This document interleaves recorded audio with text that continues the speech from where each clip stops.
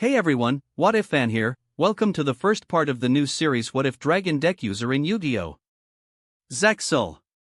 You can find the fanfic title and the original author's name in the description below. Make sure to check it out and show them some love. If you enjoy the video, don't forget to like, subscribe, and ring that notification bell so you never miss an upload. Alright, let's jump into it. Chapter 1, Transporting to a New World. Flashback, 2 years ago. Grandma, I'm home, a young boy by the age of 6 called when he entered the house. He is named Timothy Winks, though is called Timmy or Tim, having short blonde hair with the whitest blue eyes almost like clear snow that people notice when they meet him, and also has on a blue sleeveless shirt, with a black light jacket, and small black jeans with a pair of sneakers on walking in the house. He had just got a booster pack, and went back to his grandmother who he lived with. He never knew who his parents were, but his grandmother told him that they're not fit to raise him since all they seemed to care about was money, money, money, reputation, reputation, reputation. It had been a long battle in court, but ultimately she won the battle for custody of her grandson when he was only 3, and never seen his parents again while his grandmother raised him to be the man he is. He also learned a card game he likes playing called Duel Monsters. Its real name is Yu-Gi-Oh! But he calls it that cause it sounds cooler, which he can't stop thinking about, and soon it became a favorite hobby of his, and his grandmother supports his decisions on it. Despite being young, he was able to compete in several small tournaments where he would get beat but wouldn't let it take him down. When the games evolves more, he kept delving into it more, and treats the cards as his family, where he has gotten 3 strong dragons of a different method that he likes as his partners in Dueling, where he sometimes thinks they're real spirits. But now we're here where he got home after buying a booster pack, announcing to his grandmother he's back home. "Welcome home, Timmy," an older female voice said. He walked, arriving in the kitchen where an older woman having gray hair is.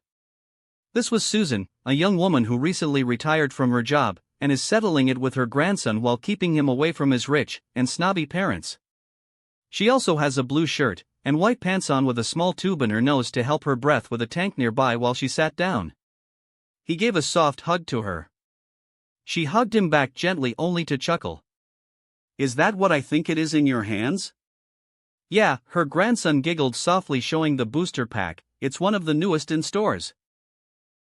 "Well, don't keep an old lady in suspense. What did you get?" she asked before coughing slightly. After making sure she's alright, he opened the pack, placing the cards on the table. Some are generic but some are rare, but one caught his eye, which is a new rare card, which is the Fusion Monster, 5-headed dragon. "Oh my, that looks strong," his grandmother admitted. "Yeah. It's one of the best cards in the game." Timmy smiled hugely. From what she can understand, when Timmy mentions the game, every time it's the numbers that shows the strength or defense of the card, and certain abilities that makes them stronger, helps players, or slows their opponents.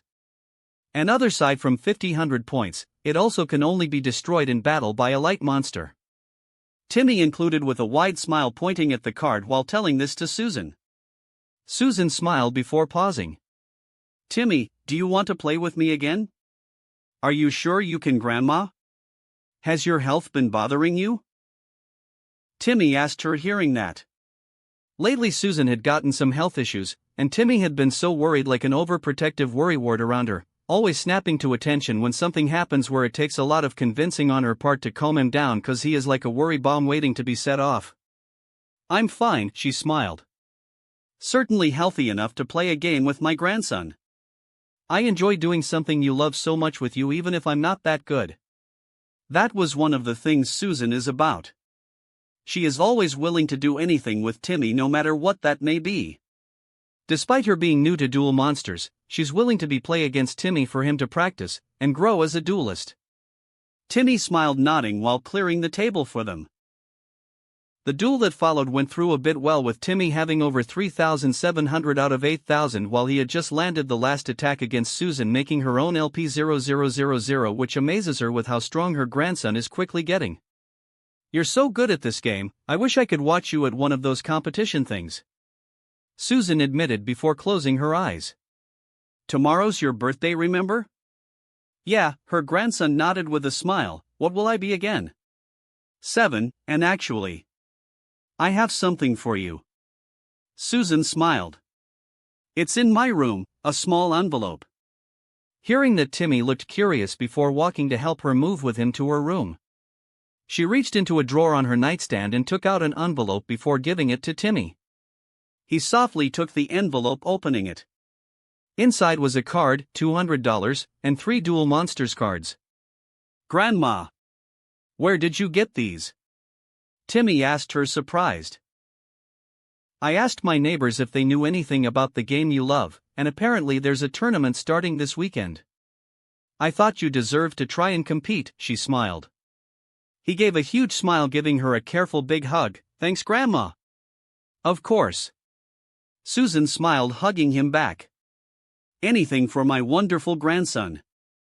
Over the last few days his birthday was celebrated, and the tournament came around where he is now at the finals against a girl named Kate who thinks she's high and mighty with her best cards, but thanks to the 3 cards Timmy got from Susan he was able to turn the tables and earn a win from Kate, winning his first ever Yu-Gi-Oh! Tournament. The prize was $2,000, which was overwhelming at first, but he soon accepted it and talked with his grandmother, deciding it'd be best to give it out to charity. Well, that was the plan before, after 3 months, tragedy struck. Timmy was up as usual, humming a happy tune, walking to Susan's room to greet himself as usual, since she is always up before him, knocking on the door. "Grandma, good morning." There was no answer. "Grandma? Are you still asleep?" Timmy asked, confused why she didn't answer, knocking on the door. When she still didn't answer, he slowly opened the door, walking. "Grandma?" When he sees her, she stays completely still with closed eyes and not moving. Freezing in horror, he reached and pulled back in shock when he felt she's ice cold before starting to panic, getting to the phone. "Help! 911. Soon the paramedics arrived, and they're checking on her in her room while Timmy waited, praying that she's okay in his room, hugging his knees close to him. "Young man," one of the paramedics asked, walking into the room. He got off the bed in a flash, stopping in front of him. Mister. Is she okay? Is she gonna be fine?" "I'm sorry, we did everything we could, but..." "It seems she passed peacefully in her sleep," the paramedic told his. "We've called your parents to come pick you up." He gasped in horror, starting to cry. "No. She can't be. Grandma, don't die. Don't die." It was that day that Susan had left him for good. His parents were glad to have him back, but only for money, not caring about his health, often scolding him for crying for Susan, saying emotions make him weak, telling him wealth is what the first thing he needs to survive in this world, which is why they force him to keep the prize money from the tournament he was gonna give to charity. At the scheduled funeral, Timmy, in a black suit and red tie, was kneeling in front of the coffin with his hands on it containing Susan, as he cried loudly in despair. "Grandma! Grandma!" "Oh, why are you crying?" his father asked. "The old bat is gone, so what?" For Timmy's part, he was really irritated, but with Susan in front of him he only ignored him, continuing to cry for Susan. When she was buried he couldn't stop tearing up, while Susan's lawyer stepped up to the 3, Mr. Floyd Winks, Mississippi Trina Winks, and Mr. Timothy Winks. "I assume you 3 are." "Yes, that's us," a woman answered. "Well, Miss Susan had written her last will out, and she wants me to read it to all 3 of you," the lawyer told the 3 softly. "The old bat probably left us money." "Well, get on with it," an older man told the lawyer. The lawyer, while disgusted, expertly hid it while began reading the will. Susan had written down that she was now in heaven and doesn't want to take much of their time. She had gotten to the point where she was disappointed in both Trina and Floyd for their money obsession and their care of their reputation instead of the well-being of their own son, who grew without a mother or a father's touch, where she had to raise him herself, and also wishes for them to change their ways, as there are some things money can't buy. And it also reveals that she had left her most prized possession to Timmy himself, under the condition that it must not be given to his parents or anyone else, only to him. He pulled out a small box, opening it, which reveals a small golden heart locket, and when the lawyer opened it, a picture of Susan holding an infant Timmy was there, with a word engraved that said, "Proud grandson," on it at the other side. Timmy, so touched at such the inheritance, started to sob again while hugging the lawyer, who finished reading that when Timmy turns 18 all of her inheritance money will be given to him openly. What, the old bat must have lost it at the end. She clearly meant to give us her money. The boy's 7 years old, he has no use for it, his mother pointed out. Her inheritance is meant to be given to who she thinks deserves it the most. As she stated in her will, it's him that she believes deserves it the most. I can't do anything to change things, the lawyer told her simply. Both of Timothy's parents glared at him. Well, you'll obviously give us the money, his mother mentioned with a threatening tone in her voice. Timmy shuddered while the lawyer shook his head. I wouldn't hold my breath though. Certain conditions had to be fulfilled, and in her will, he is not to give you anything he inherits from her.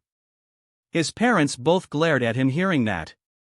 Since then he had been treated cruelly for the next 2 years while undergoing training for him to be the image of his parents. Flashback end. And now it brings us here where Timmy ran away from the house in tears holding something close while his father, who was outraged, chased him. Get back here, you brat, his father shouted. Timmy continued running, eventually losing his father, breathing while in tears before slowly opening his hands, revealing the locket had been broken in half. Gee, Grandma. He sobbed while laying on his side in the alleyway, now homeless, finding some sleep. Meanwhile his mother looked, seeing her husband came back. I heard some screaming. What the hell happened? The brat ran off, he answered before slapping her. Why did you have to get pregnant, you worthless woman? She glared with hatred. How dare you slap me, you big worthless brute? Why, I oughta dash. She suddenly paused before giving an evil-looking, chuckling-looking murderous which confuses her husband. What's wrong with you? He asked her. Great, a worthless wife who gets pregnant with a damn brat and now she's gone off the deep end. What next? I just got a wonderful idea, husband. One that might work with the old bat's money, she said with an evil grin. Well, stop dancing around it and spit it out already, he told her. We kill the brat, she answered. His eyes widened slightly before he frowned. How does that get us the money? The old bat left him the inheritance, and when he dies before he writes his will, then the lawyers will have no choice but give it to the brat's relatives he is living with. Us, she explained. Trina, that's almost enough to make me love you, he smiled. But it can't be traced back to us. Oh, leave it with me, and my connections. Trina smirked before saying, let's get hunting. A few hours later Timmy was still sleeping in the alleyway, not being noticed by anyone but his cards, the same ones Susan gave him that are the only cards he rescued from his parents selling his cards, glowed. Feeling a shift, Timmy softly woke up, looking around in shock, seeing he is in a blue civilized world, feeling pure. Everyone was staring at him in a mixture of awe and confusion. Feeling a little of fear, he stood up. I won't hurt any of you. I'm a friend. The 3 cards glowed on and off as he looked at them in his hand. Dark rebellion, clear wing, starving venom. Who are you? Asked a male voice from behind him. Flinching, he turned around, seeing a huge man that is muscular with beige armor and teal skin, having a half helmet, long flowing gold hair, and a large cape. I am Timothy. Timothy winked, sir, but call me Timmy. Timmy introduced as politely as he can. Who are you? My name is Eliphaz. How did a human find their way to Astral world? The man questioned, only to pause. What are you holding? He looked to his hands in tears. Both, the only family I have. The last memories of my grandma. My locket, and the cards she gave me. They mean a lot to me. Let me see those cards, the man said simply. Hearing that, Timmy looked a little worried before slowly handing them to him. The man held the cards and closed his eyes. Who is this boy? How did he get here? Can you please be careful with those? Timmy requested with tears. They're the last cards I have, and they mean a real lot to me, Mr. Eliphaz. Eliphaz suddenly gasped. This is... He handed Timmy the cards. You need to leave this place. How? Timmy asked him. I'll return you to Earth. Eliphaz answered. Farewell, Timothy winks. Timmy then screamed as he felt energy lowering him down before blanking out. A few hours later. Army? Asked a faint female voice. Timmy stirred, groaning a little, slowly waking up. Hey, are you okay? Asked a female voice as he noticed a young woman holding what looked like a rocket launcher. He groaned, slowly sitting up. What happened? Did I got away? Get away, from what? The female voice asked. Timmy reached for his neck only to pale, feeling around before looking around frantically. My locket. Where's my locket? Here's the female voice mentioned, handing it to him. It was next to you. Seeing the broken locket with it, he takes it out, hugging it close to him with tears while noticing the 3 cards are in his pocket. So, who are you? The female voice asked. Hearing that, he finally looks up at who it was that is with him. It was a red-haired young girl with what looked like a rocket launcher. Are you all right? I found you passed out. Seeing her, he stared before slowly standing up, bowing. I'm Timothy Winks, miss. But please call me Timmy. Timmy, well, my name's Anna. Kaboom, the woman smiled before pausing. Are you staring at me? Sorry, it's just. I never seen a girl as pretty as you. Timmy admitted honestly. Huh? Anna asked, hearing that before blushing. Oh, well, that's sweet of you. Timmy looked around. Where am I? This isn't New Orleans, is it? New Orleans? Anna asked. It's Heartland City. Heartland City? Timmy looked around as he asked that, then. I'm not home. But? How did I even get here? I don't know, but. Anna started before blushing.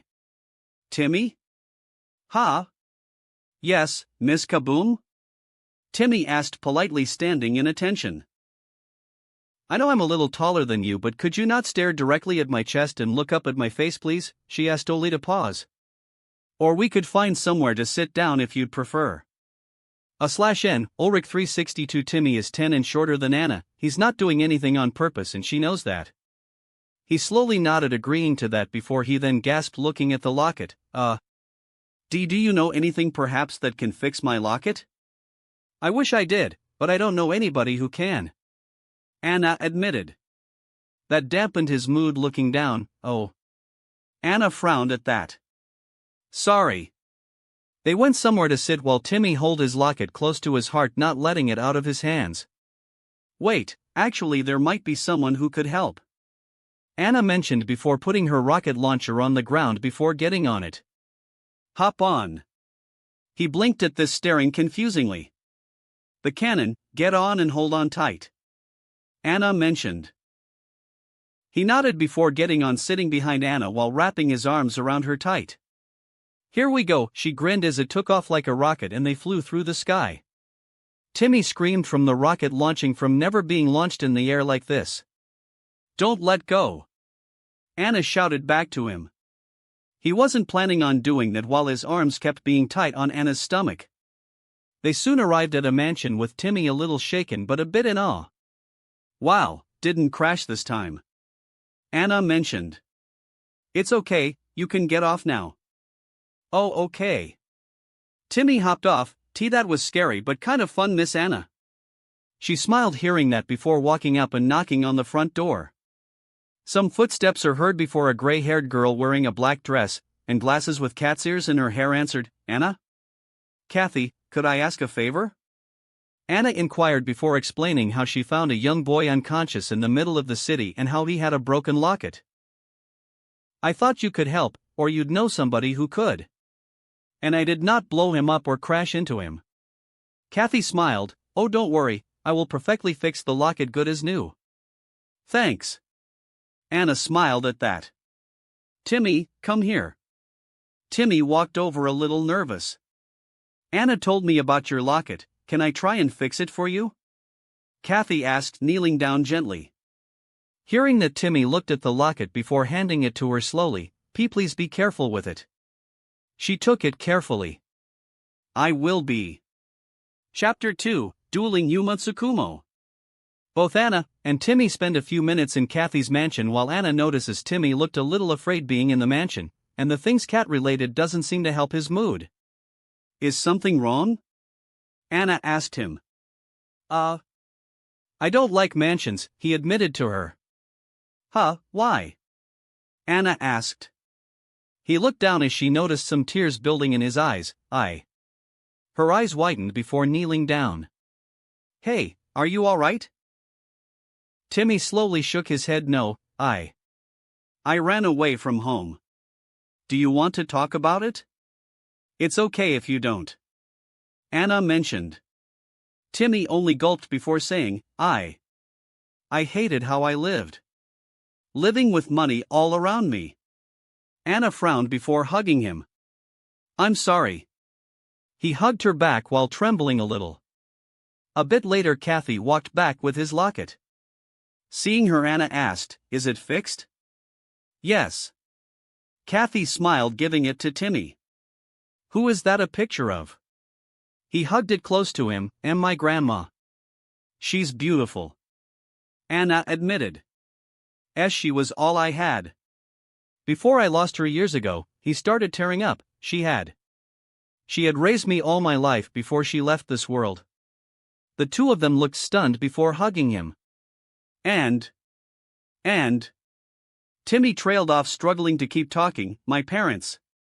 They don't care about that. They were only after the money grandma left me when I'm 18. That's horrible. Anna whispered. I ran away. Only with my locket, and the 3 cards she gave me before she died. Timmy looked at the 3 cards as he said that. You have all your happy memories too, right? Kathy asked. He slowly nodded before he hugged her tight, surprising Kathy, thank you so much for fixing it. She hugged him back. You're welcome. He sat down looking at the cards, but what can I do now? I can't use the cards since they sold my deck. Anna noticed a deck box on his belt as he said that. What do you mean, you have a deck right there? Anna mentioned. Huh? He looked, blinking in surprise. How did that get there?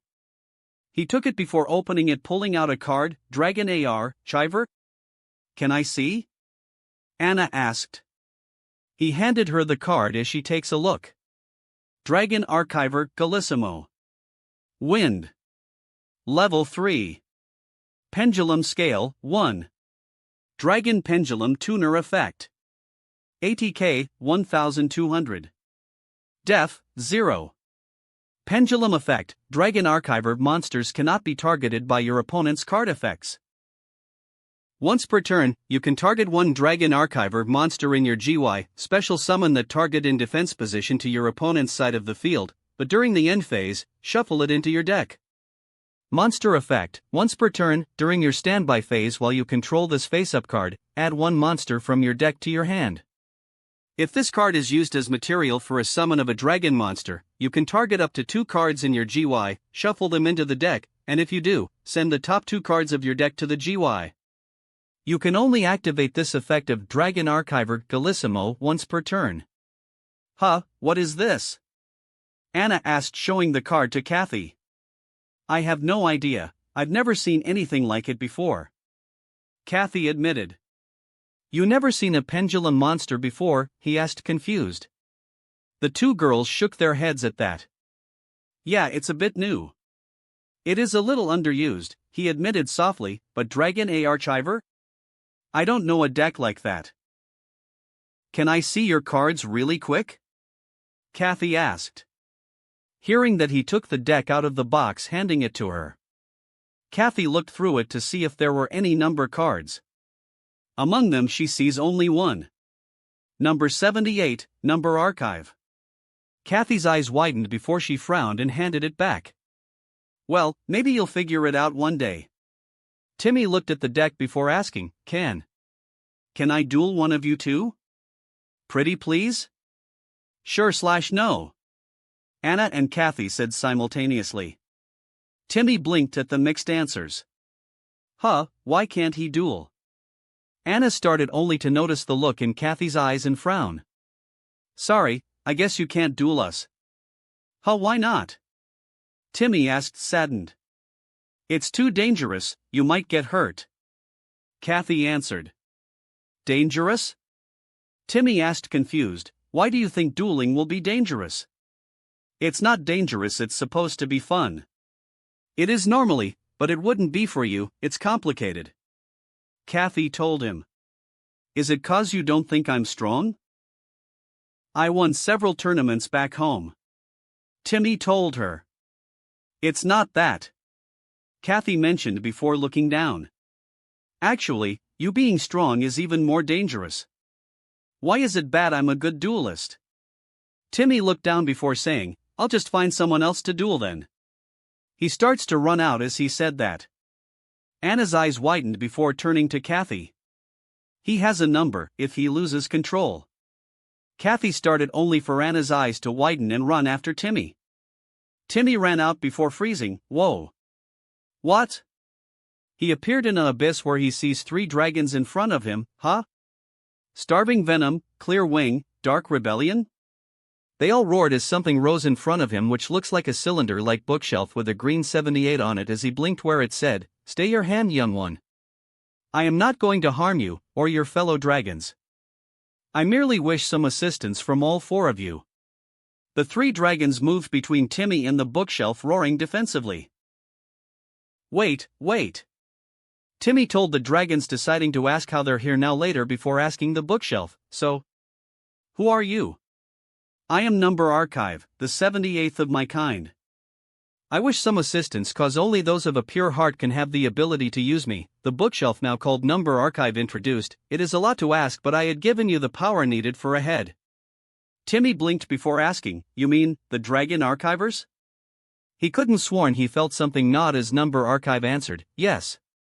They hold the history of my kind, and the abilities to use special powers that can aid you in what is to come. But I need to know if you can help me. Hearing that, Timmy soon looked up at the dragons. Guys, what do you think? Dark Rebellion looked hesitant, but Clear Wing and Starving Venom looked like they didn't trust Number Archive. I understand if you can't. But I need someone to help me. Number Archive told Timmy. Hearing that, Timmy looked a bit determined before saying, I will. That made all 4 duel monsters turn their attention to him as he said, I don't know what it is you want help with. But I know for sure you're a good guy. Hearing that, they felt Number Archive gave a small smile before saying, Very well. Something slipped from the bookshelf body as it said, Then please, this will aid you for what will happen now. Timmy takes it as it glowed bright. When the light fade, he appears back at where he was before. Hey. He looked around confused. Where did they go? Timmy, stop, called a female voice. Hearing that, he turned around, seeing Anna running over. Miss Anna. Are you okay? You haven't dueled anyone yet, have you? She asked him. No. Timmy shook his head. Anna let out a sigh of relief. Come on, there's someone you need to meet. Hearing that, he nodded before walking with Anna. They walked to a school where she noticed a group of people talking. Yuma. Ha? A pink-haired boy wearing a red vest and white pants turned over. Who are you? Anna frowned before shaking her head. We have a problem. What's up? Yuma asked her. A number, it hasn't taken over yet, but it's in Timmy's deck. Anna answered. Yuma looks at Timmy. You mean this kid? A white being with a green eye and blue eye suddenly appeared beside him. He isn't bearing the mark of a number, but I can feel a number's presence from this kid.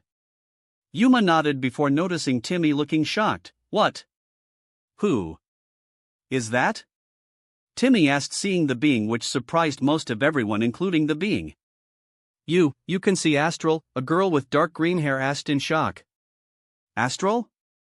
Timmy asked, hearing that. Is that his name? Interesting.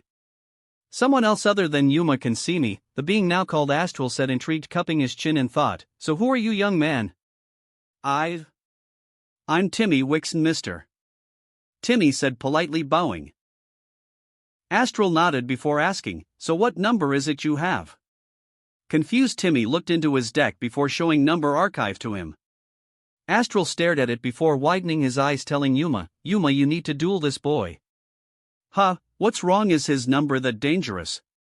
Yuma asked. Nothing like that, but it's a rather special one if it chooses him. Only those with the purest of hearts can wield the number he's holding right now. Astral explained. A pure heart, huh? In that case I'll be glad to duel him. Yuma smiled. My name's Yuma Tsukumo, let's have a great match, Timmy. Timmy slowly nodded, hearing that. Duel disc go. Yuma called as his duel disc formed ready as he placed a visor on Duel Gazer. Let's roll. Timmy placed a blue one on his head which shapes around his eyes, think of Tagoma's Scouter, and prepared his duel disc. Duel interface set. Augmented reality vision link established, the computer set as all the visors glowed. Let's duel. Dueling theme. Somewhere I Belong by Linkin Park. Timmy, 4000. Hand, 5. Field, nothing. Yuma, 4000. Hand, 5. Field, nothing. Let the duel commence.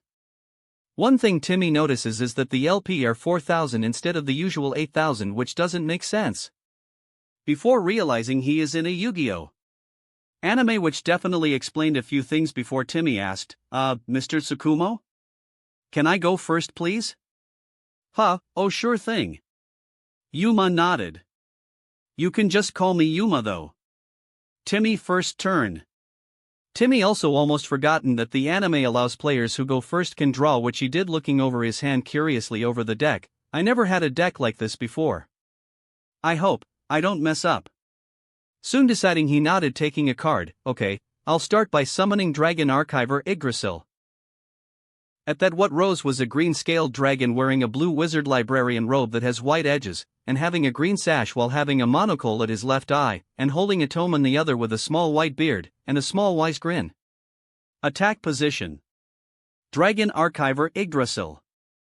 Wind. Level 4. Pendulum scale, 7. Dragon Pendulum Effect. ATK, 1500. Def, 800. Pendulum Effect, Dragon Archiver monsters on the field gain 300 ATK. Once per turn, if your opponent activates the effect of a Dragon Archiver monster, you can change the effect to where it's as if you activated that effect instead. Monster Effect, once per turn, at the start of your battle phase, target one monster you control. That monster gains 1000 ATK until the end of the battle phase. If this card is used as material for a summon of a dragon monster, you can special summon one level 4 or lower Dragon Archiver monster from your deck to either player's field in defense position. You can only activate this effect of Dragon Archiver Yggdrasil once per turn. Whoa, that's different. Yuma admitted, seeing the monster. I can feel his deck is something unimaginable. Astral admitted to Yuma.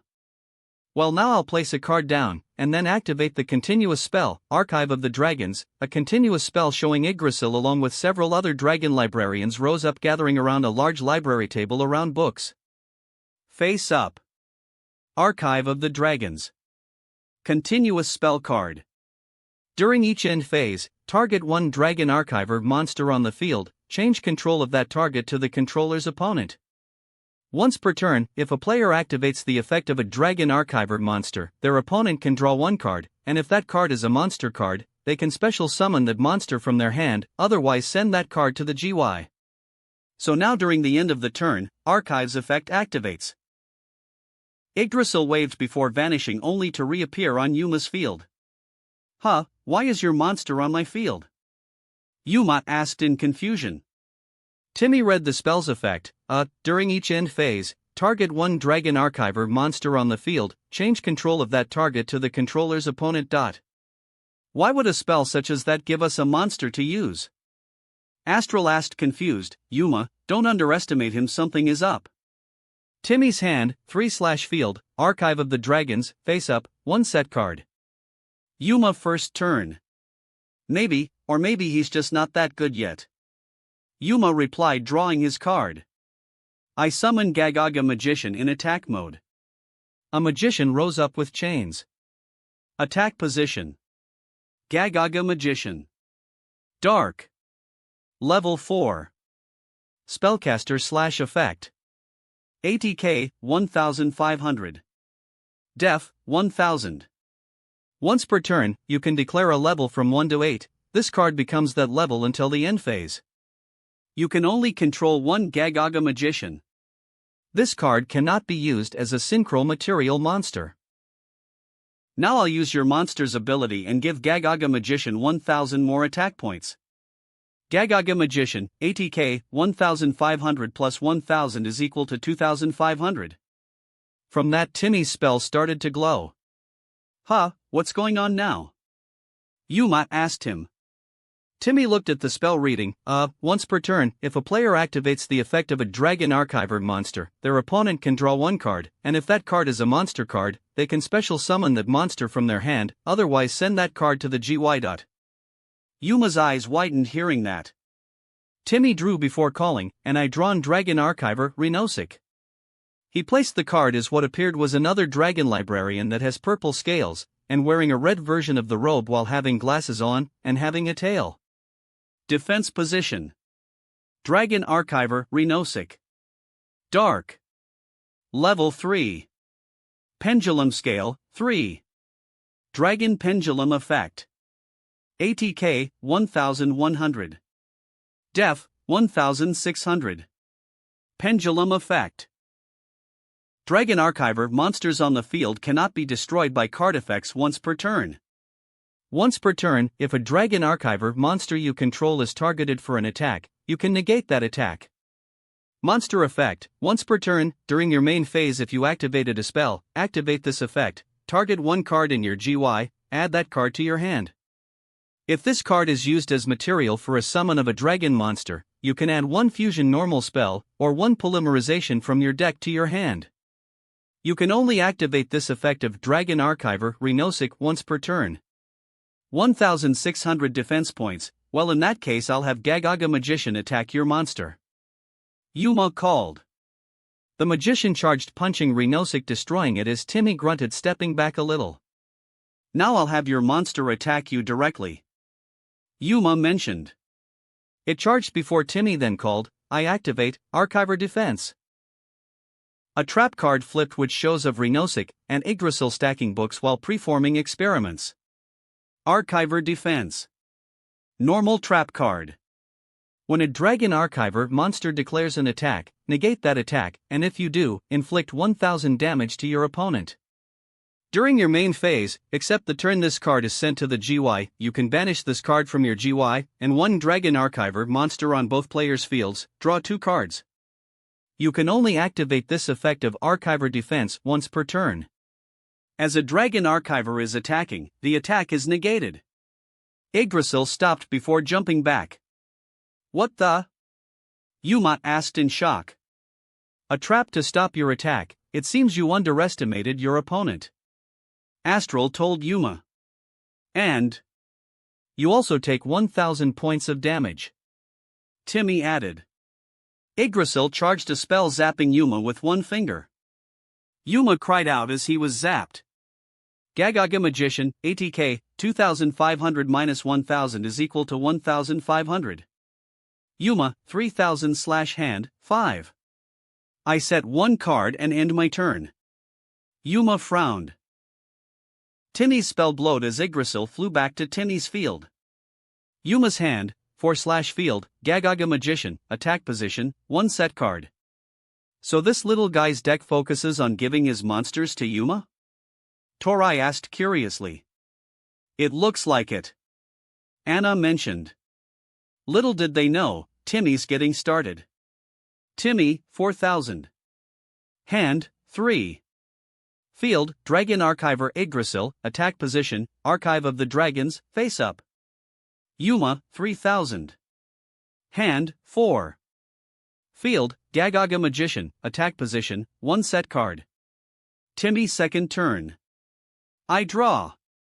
Timmy drew looking at his hand. Okay, been a while since I used this mechanic. He takes 2 cards in his hand calling, with scale 2, Dragon Archiver, Dingernell. The what? Yuma asked in confusion.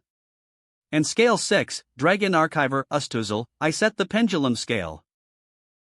Timmy gave a cry as he placed them at the far sides of his dual disc, which sprouts in rainbow letters, pendulum before a blue-robed blue-scaled dragon librarian with gold eyes holding a bookstick, and a green-scaled dragon librarian having a black robe rose up. Pendulum. Dragon Archiver, Dingernell. Wind.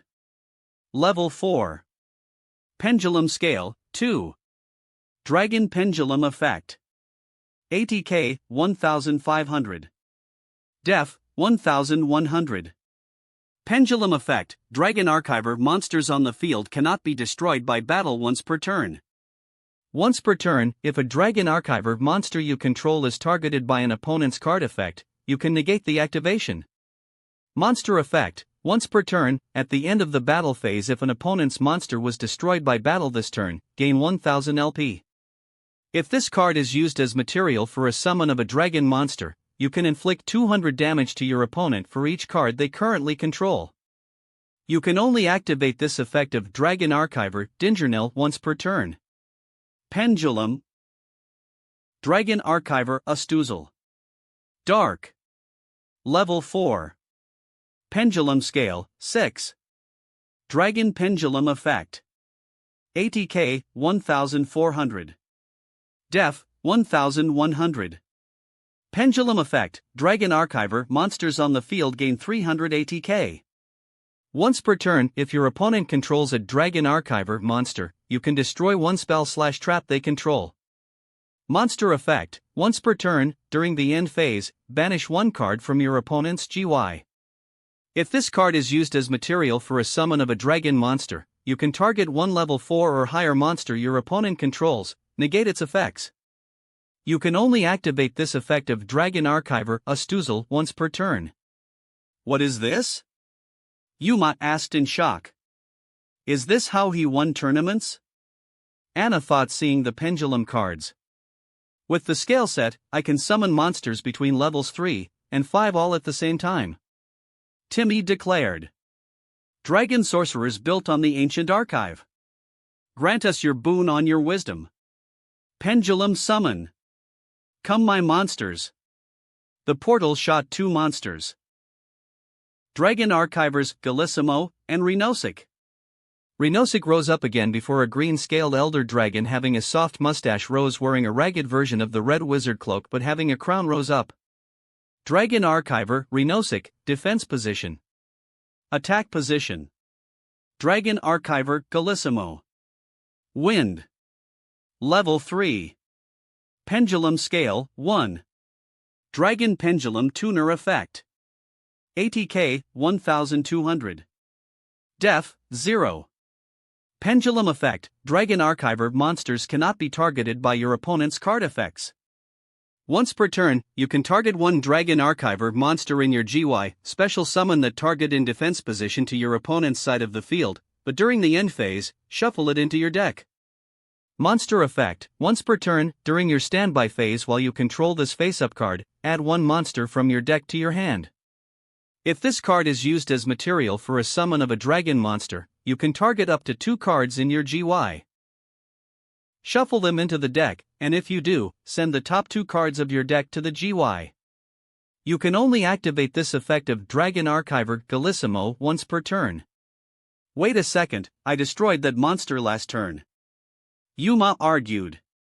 You did, but pendulum monsters don't go to the graveyard. They instead go to the extra deck. Timmy explained. The extra deck. Yuma cried in shock. And that's not all, he smiled as Galissimo meditated while Yggdrasil flew up. Galissimo turned to 3 green rings flying while passing by Yggdrasil, which turned into energy of 4 stars synchronizing with the rings. LV, 3 plus 4 is equal to 7. What now? Yuma asked in shock. The archives of the dragons focus on studying the beautiful wings. And now the dragon that sleeps in the winds is ready to soar at the speed of light. Synchro Summon. Level 7, Clear Wing Synchro Dragon. What shot forward was a white and blue dragon that has a long white and black tail with green eyes and green holographic wings while having 8 fingers on each hand, and having a small horn on her head, roaring, standing behind her duelist.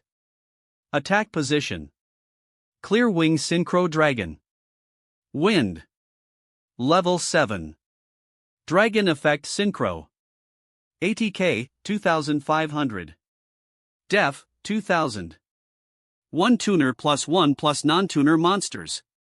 Once per turn, when another level 5 or higher monster activates its effect on the field, quick effect, you can negate the activation, and if you do, destroy it. Once per turn, when a monster effect is activated that targets one level 5 or higher monster on the field, and no other cards, quick effect you can negate the activation, and if you do, destroy it. If this card's effect destroys a monster, this card gains ATK equal to the destroyed monster's original ATK until the end of this turn. Yuma's eyes widened in shock. That, amazing. Anna whispered in awe. Looking confused, Timmy asked, "You guys never seen a synchro summon?" They all shook their heads. Oh. Well, synchro came before XYZ, and you take what's called a tuner monster, and a monster that isn't a tuner, and add their levels together. Then you get to summon a synchro monster recognizable by their white monster card appearances as long as their levels are equal to the level of both the tuner and non-tuner monster. Timmy explained to them how synchro works. Wait, so the monsters don't need to be the same level? Torai asked in shock. That changes everything. Yuma mentioned only to pause. Wait, where are your monsters overlay units? Timmy, hearing that, blinked before realizing, oh, you mean the orbs? Synchro monsters don't need those. Astral, just who is he? Yuma asked nervously. I don't know, and that worries me. What is good is that he is of pure of heart. Astral admitted to Yuma, now get ready, it looks like he's ready to attack. Timmy then called, and then the effects of my Galissimo and Yggdrasil activates. But first Archive of the Dragon's effect goes off. His spell glowed as he explained, since I'm using a Dragon Archiver's ability, you can draw a card. If it's a monster you can summon it. But if you don't you got to discard it instead. Yuma nodded, drawing his card only for his eyes to widen. Not good, I drew double or nothing. Would have been useful later. Astral admitted as Yuma discarded the spell. First Yggdrasil summons a new Dragon Archiver to either our fields. So I'll summon a second Dingernell. Timmy said as a second monster appeared on his field. Dragon Archiver, Dingernell, attack position. And then Galissimo adds back Archiver Barrier back to my deck but send my top card in exchange. Timmy added Shuffling while a card before milling is top, and then Astuzel's Pendulum ability gives all Dragon Archivers 300 points. Dragon Archiver, Dingernell, ATK, 1500 plus 300 is equal to 1800. Dragon Archiver, Renosik, ATK, 1100 plus 300 is equal to 1400. Yuma's eyes widened in shock at that. And now Clear Wing attack Gagaga Magician.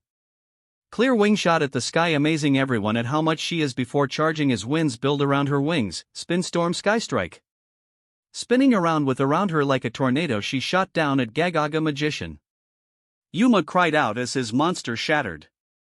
Yuma, 2000/hand, 4. And now Dingernell attack him directly. Dingernell charged a spell between his hands before firing a water spell at Yuma. Yuma cried out as the water hit him. Yuma, 0200/hand, 1. As he stood up, Timmy added, and now Dingernell's mandatory ability activates. As a monster on your field was destroyed in battle this turn, I gain 1000 life points. Dingernell gave Timmy some energy as he said this. Timmy, 5000/hand, 1. How? Yuma asked in shock. Yeah, how is he so powerful? Torai asked shocked. Anna at this mentioned, he said he had won several tournaments back at where he lives. Several? Yuma asked hearing that. Well, a couple, but yeah, I did one small tournaments. Timmy admitted, rubbing his head. Yuma, perhaps this young man could assist us. Astral mentioned. Yuma turned to him before nodding, yeah, I get how you feel. But still there's only one way to make sure. We gotta summon Utopia for him to try to beat a number. Yuma, you have Gagaga Girl, Wonder Wand, Acorno, and XYZ Reflect in your hand. You don't have any card currently capable of stopping his final attack on your life points. Astral pointed out. Even your set card is unable to defend you from this attack. That was before he noticed Renosik is in defense mode. Huh? Yuma asked, seeing that. Wait, why isn't your monster in attack mode? You could have won the duel. I thought your set card might be a mirror force or something that could stop my attacks and leave me defenseless. Timmy answered. Timmy nodded as Renosic appeared on Yuma's field due to Archive of the Dragon's effect. Dragon Archiver, Renosic, ATK, 1400-300 is equal to 1100. Timmy's hand, 1/field, Clear Wing Synchro Dragon, attack position, Dragon Archiver, Dingernell, attack position /ATK, 1800, Dragon Archiver, Dingernell, Pendulum, Dragon Archiver, Astral, Pendulum, Archive of the Dragons, face up. Yuma's second turn. Yuma drew his card before nervously looking at it. Yuma suddenly grinned. Perfect, I play Gagagarivinge. Gagagarivinge. Equip spell card. Target one Gagaga monster in your graveyard, special summon it and equip it with this card. When this card leaves the field, destroy the equipped monster. When this card is sent to the graveyard because the equipped monster was used as an XYZ material. All XYZ monsters you currently control gain 300 ATK. It brings back Gagaga Magician. The Magician rose up again readying. Gagaga Magician, equipped with Gagagarivinge. Gagagarivinge, equipped to Gagaga Magician. Renosic glowed at this beside the Magician. Huh, now what? Yuma asked. When you activate a spell card during your main phase, Renosic's mandatory effect gets you to add a card from your graveyard to your hand. Timmy explained. Oh, so I get back double or nothing. Yuma grinned, adding the card. Now I'll summon Gagaga Girl in attack mode. A female version of Gagaga Magician rose up holding a cell phone. Attack position. Gagaga Girl. Dark. Level 3. Spellcaster / effect. ATK, 1000. Def, 800. You can target one Gagaga Magician you control, this card's level becomes the level of that monster. An XYZ monster that was summoned using only this card and other Gagaga monsters as XYZ material gains this effect. When it is XYZ summoned, you can target one special summon monster your opponent controls, its ATK becomes 0. Gagaga Girl's special ability lets her become the same level as Gagaga Magician. The female apprentice typed on her phone. Gagaga Girl, LV, 3 + 1 is equal to 4.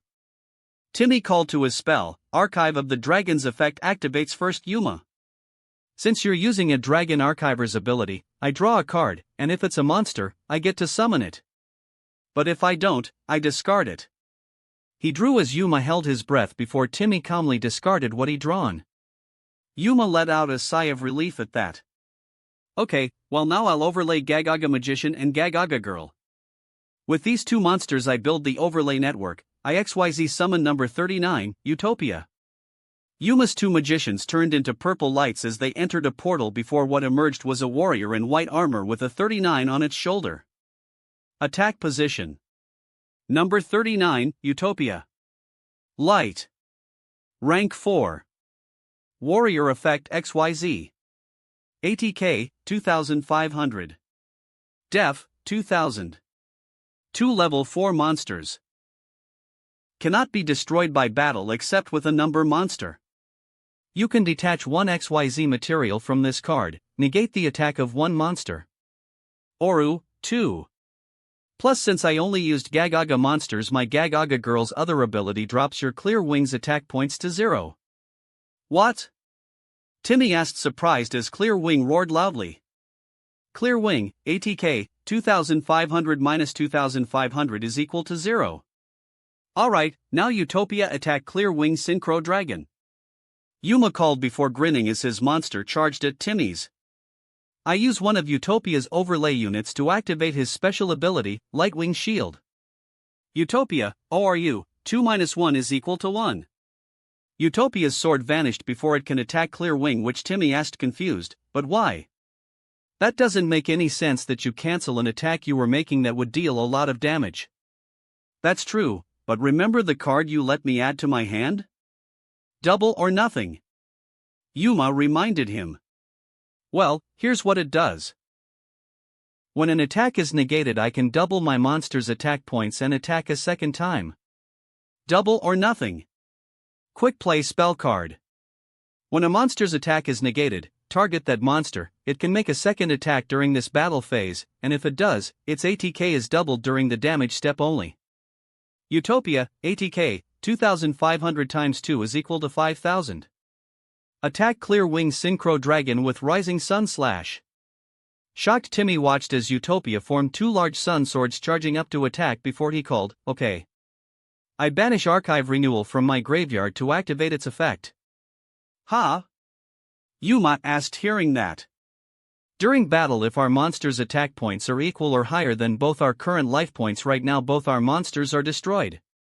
Both Utopia and Clear Wing were destroyed before he added, and then we both take damage equal to their attack points.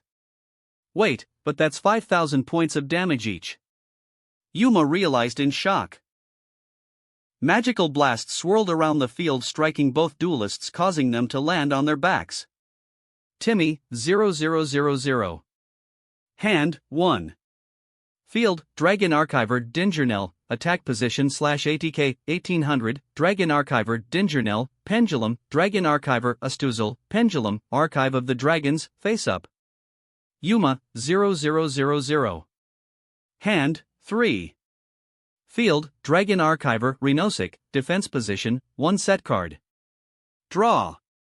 Timmy took a couple of breaths before admitting, "I can't believe it. It's been so long since I came so close to losing." "Are you okay?" Anna asked, walking over to him. Timmy smiled up to her, sitting up. "Yeah, Miss Anna. It's been too long since I had a duel like this." She smiled at that. Chapter 3, Roots of the Problem. Timmy was walking with Anna after their encounter, where he explains to her about his past, which wasn't happy for her to hear. "Well, at least your grandmother's still with you in your heart and locket, right?" Anna asked. Timmy nodded, looking at his locket before looking at the 3 dragon cards Susan gave him before she died. "These are the last cards she gave me." Anna nodded at that. "Well, from what I saw, they'll keep you safe for her. Plus, it doesn't sound like your parents are here, so that's good." Timmy smiled at this before he asked, "Hey, can I stay with you, Miss Anna?" "Huh? I guess you can," she nodded. They both headed to her house, which is a small shack with a garage for her rocket launcher, and a laptop. As he looked around, "Not much but a roof over our heads, right?" "True." Anna nodded before frowning. "Actually, I don't think it's enough for 2 people. Timmy turned to her before admitting, "I can just sleep on the floor, or outside." "You are not doing either of those," Anna told him before sighing. "You've been through enough for a lifetime. So you're gonna do one of those?" Timmy asked, shaking his head. "No, I won't let you do that, Miss Anna. It's the only option if you want to stay here," Anna pointed out. Timmy took her head, telling her, "We can sleep on the bed together. The 2 of us." Anna frowned. "Okay, but if you feel uncomfortable, tell me and we'll figure out something else." Timmy didn't get what she means, but nods with a small smile. Seeing that, Anna smiled softly before blushing. "The bathroom is through that door." He turned over before looking at her before nodding, "Gotcha." Anna nodded, only to pause. "Wait, you don't have anything clean to wear after you wash up? That could be a problem." "Why is that?" "I can just sleep in my underwear," Timmy told her. Anna blushed at that. "That's not. I mean." She just nodded nervously at that. Timmy headed over to the bathroom after placing his duel disk and deck down along with his locket. A little while later, Timmy exited in blue briefs, sighing to himself, drying his hair with a towel. "Your shower's amazing, Miss Anna." "Thanks, I guess it's my turn," she mentioned, walking into the bathroom.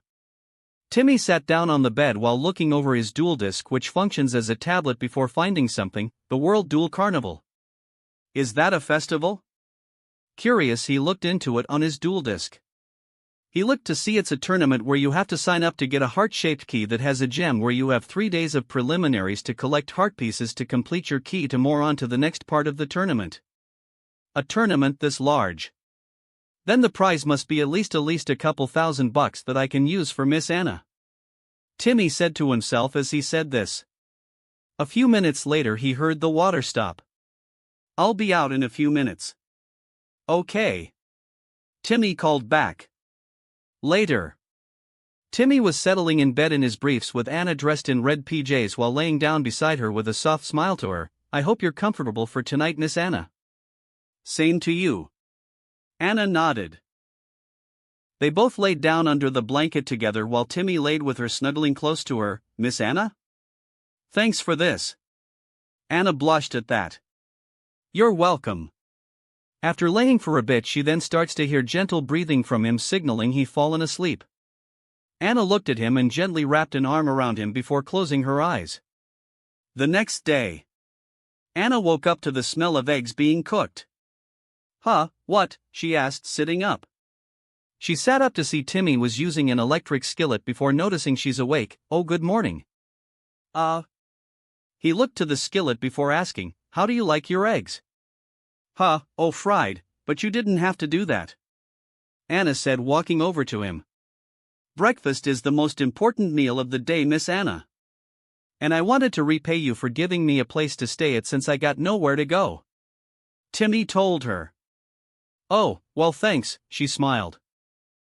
After finishing up, he placed her eggs on the plate, giving it to her before cracking 2 more as he asked, and have you heard of the World Duel Carnival? The World Duel Carnival? Yeah. It's a big tournament where duelists from all around the world will compete. I never been in a tournament that large since I usually got in small ones, but I think I can at least do good in it. And I think the prize will be at least a couple $1,000 which I can use for you. You'd. Anna started in shock. He only turned to her with a smile. I always donate the money I'd earn from the small tournaments I won to charity before my parents told me to keep it for me to have. But for this one, I'll give it to you. Her eyes widened hearing that before blushing. Oh, well, it's your money so you should use it for you. Anna paused at that. I don't mean, sorry. Timmy shook his head saying, I know you don't mean it like that. Besides, I learned that since it's money I'll earn, I am free to use it how I like, and giving it away to charity, or to you, is how I like it. Anna looked down with a blush. Oh, well, thanks.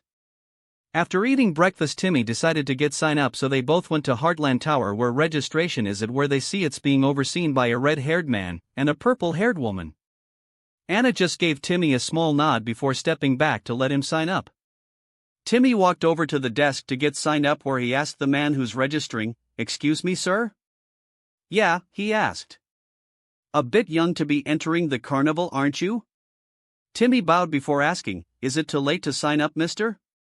No, it isn't. It's nice to see younger duelists getting involved, he smiled, handing Timmy a small pink object. Best of luck. Timmy took it, seeing a gold heart-shaped jewelry with a small red gem on it as he smiled to him. Thank you, sir. He walked off at this. The red-haired man meanwhile had noticed him, and looked a bit interested, which the purple-haired woman noticed. I feel bad for the kid, this is going to be a tough competition, but at least he seemed friendly enough, the man mentioned to her. With any luck he won't feel too bad when he loses early. Indeed. It wouldn't be surprising if he loses at the first round, the woman admitted to him. Timmy headed back to Anna, who shows the heart with a smile. I'm in, Miss Anna. Well, I'll be rooting for you. Anna smiled. Keep that safe. Don't you want to be in as well? Timmy asked her. Anna shook her head. Tournaments are not for me. Well, okay. Timmy nodded with a smile. Tournaments aren't for everyone is what they say. I'll do for my best for you, Miss Anna. Anna just smiled at that. What are you going to do now? Well, now practice, and maybe look around for any shopping if I can. I managed to get some money saved before my parents confiscated it for some new clothes. Timmy said as they headed off for any clothes stores. Over the new few hours, Timmy tried on several outfits with Anna's honest perspective to see what clothes he should get. Eventually they all got it in bags, with Timmy handing the cashier the price, which to Anna's shock was over $60, which he had no trouble paying for it. How much do you have? She asked him. Hearing that Timmy looked in the wallet he had also bought before answering, right now $520.27. Anna just nodded in shock. Later. Anna and Timmy were walking together in Sunset as he smiled to Anna, who's carrying most of the bags. thanks for helping me shop, Miss Anna. I had fun. That was honestly my first time shopping. Doing it sometimes is okay, you know, it isn't selfish. Anna mentioned. He nodded before they noticed Yuma with Tori walking together, with Yuma looking a bit annoyed about something, with Bronk walking over. Hey, isn't that Yuma, Miss Tori, and Mr. Bronk? Huh, yeah it is. Anna nodded. They see Bronk arrived where Yuma turned to him, pointing at him, saying something, but paused where Bronk started to walk off, which made Yuma grab his shoulder, but to their shock Bronk swing his arm, pushing his key off him while Yuma fell to his bottom. But black slime leaked from his deck, being pumped into Astral, who became visible to Anna, starting to cry out. Oh no! Timmy ran over to help out. Hearing that, Tori turned to him. Get away, it's dangerous. What's going on? Timmy asked Astral. Astral grunted, fighting against the slime, number 96. It's trying to take control of me. Suddenly a rocket flew at Astral. The rocket hit a barrier on Astral, being pushed back as Timmy and Tori braced against the shockwave, but the smoke faded, showing Astral is still being pumped by the slime, while Timmy widened his eyes, turning to Anna. Miss Anna, stop. Whatever that slime is, it's bad news, she pointed out. We need to do something. What you're doing is pointless before me, little girl, a voice was heard as Astral's arms were lifted. Since he had him drop his key, nothing will stop from taking over Astral. Astral screamed as a 96 blared bright from a shockwave. Timmy looked over, seeing Yuma's key, before taking it safely from him before black slime tendrils grabbed Yuma, lifting him up with a scream. Yuma! Tori cried, seeing that. Is this a nightmare? If so, please wake me up. Yuma cried out. Astral, who's now black, raised his head with a smirk. Oh, this is no simple nightmare. Astral, fighting in him, called to Yuma. Yuma, listen to me. You must give Utopia to Timmy. What, why? Yuma doesn't like the sound of that. Just do it. Yuma at that struggled getting into his deck, and called, hey Timmy, catch. He threw the card to Timmy, who managed to catch it with his hand, looking at it confused. Utopia?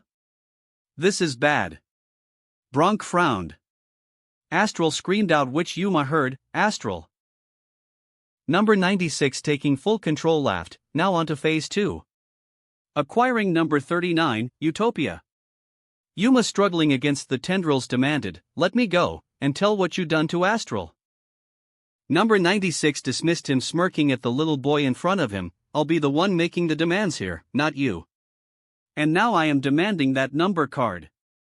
He shot his arm at Timmy, who cried out, placing his arms in front of him, closing his eyes to defend himself before the key in his hand glowed, summoning a barrier which blocked the arm, prompting the evil number to tch retracting his arm, while Timmy opened his eyes, confused why he felt no pain, and noticed the key's glow with the barrier fading. Are you okay? Anna asked, running over to Timmy. Yeah. I think this key just saved me. Timmy admitted, looking at Yuma's key. Looking to where he sees Yuma struggling against the tendrils, with number 96 giving a glare, he thought, gulping, maybe if I get this back to Yuma, he can make him go away. He then called, hey, if you want this card, then beat me in a match here, and now. A duel. This interested the evil number before him. Bronk opened his mouth to argue, only to remember Timmy had his own number. Be careful, who knows what this thing is capable of. Timmy nodded, while Yuma has a different idea. No, Timmy. Just get out of here while you have a chance. I can't do that. I never leave anyone in danger behind. Timmy argued to him. Number 96 only chuckled, releasing Yuma. Intriguing. Very well, let us duel, little boy. Those three will help him. Anna thought, stepping back to watch the duel. With that, Timmy and Yuma prepared their duel discs and gazers they called Duel. Dueling theme, home by 3 days grace. Timmy, 4,000. Hand, 5. Field, nothing. Number 96, Yuma, 4,000. Hand, 5. Field, nothing. Let the duel commence. Yum turned behind him, seeing number 96, who smirked. Oh, and by the way, Yuma will be dueling for me. What? No way I'm dueling for you. Yuma argued. Number 96 uses his mind, which made Yuma move his arm to draw his starting hand. He cried out at that. Timmy grunted before saying, "I'll be going first." Timmy first turn. He looked at his hand before nodding. "Okay, I'll start by activating Archiving Bookshelf." A spell that shows of a red-robed female dragon wizard was stacking books on a shelf on a ladder with glasses on. Archiving Bookshelf. Normal spell card. Add one Dragon Archiver or one spell/trap that lists Dragon Archiver in its text from your deck to your hand. If you do, you can target one Dragon Archiver monster you control, give control of that target to your opponent. During your main phase, except the turn this card was sent to the GY, you can banish this card from your GY, target one Dragon Archiver monster your opponent controls, take control of that target. You can only activate one Archiving Bookshelf once per turn. I add a Dragon Archiver to my hand. Timmy said, adding the card. Seeing the card number 96 said, "What? What kind of card is that?" Timmy takes two cards in his hand saying, "You'll see here 'cause I got this." Here goes. I use Scale 1 Dragon Archiver, Galissimo. Oh yeah. Torai smiled recalling that move. And Scale 5, Dragon Archiver, a roll call, I set the pendulum scale. Placing down the scale is dual disc glowed while Galissimo, and a purple-robed female dragon wizard rose up with gray scales on both sides. Pendulum. Dragon Archiver, Galissimo. Wind. Level 3. Pendulum Scale, 1. Dragon Pendulum Tuner Effect. ATK, 1200. Def, 0. Pendulum Effect, Dragon Archiver monsters cannot be targeted by your opponent's card effects. Once per turn, you can target one Dragon Archiver monster in your GY, special summon that target in defense position to your opponent's side of the field, but during the end phase, shuffle it into your deck. Monster Effect, once per turn, during your standby phase while you control this face-up card, add one monster from your deck to your hand. If this card is used as material for a summon of a dragon monster, you can target up to two cards in your GY, shuffle them into the deck, and if you do, send the top two cards of your deck to the GY. You can only activate this effect of Dragon Archiver Galissimo once per turn. Pendulum. Dragon Archiver, a roll call. Dark. Level 6. Pendulum Scale, 5. Dragon Pendulum Effect. ATK, 2200. Def, 900. Pendulum Effect, Dragon Archiver monsters on the field cannot be destroyed by battle once per turn. Once per turn, you can target one Dragon Archiver monster you control, that target cannot be affected to monster effects except itself on the field. Monster Effect, once per turn, during your main phase if you activated a monster effect, activate this effect, target one other monster on the field, negate that target's effects while it's on the field. If this card is used as material for a summon of a dragon monster, you can draw two cards. You can only activate this effect of Dragon Archiver. A roll call once per turn. What is that? Number 96 questioned. Dragon sorcerers built on the ancient archive. Grant us your boon on your wisdom. Pendulum Summon. Come my monsters.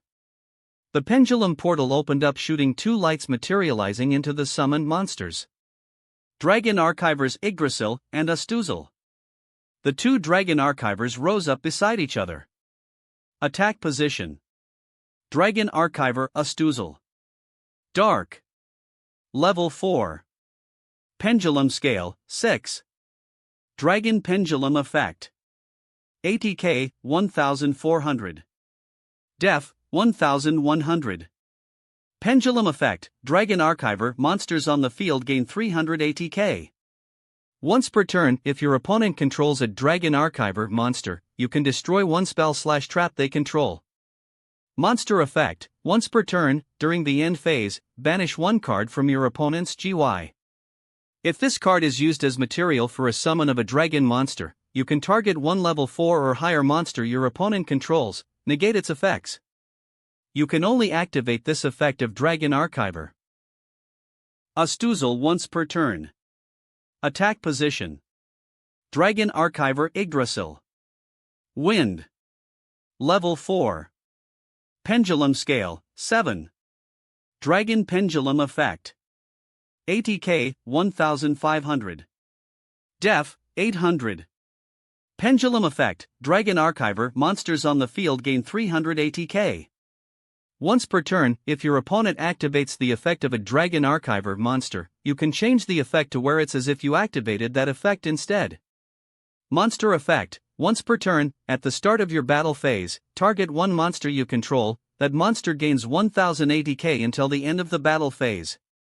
If this card is used as material for a summon of a dragon monster, you can special summon one level 4 or lower Dragon Archiver monster from your deck to either player's field in defense position.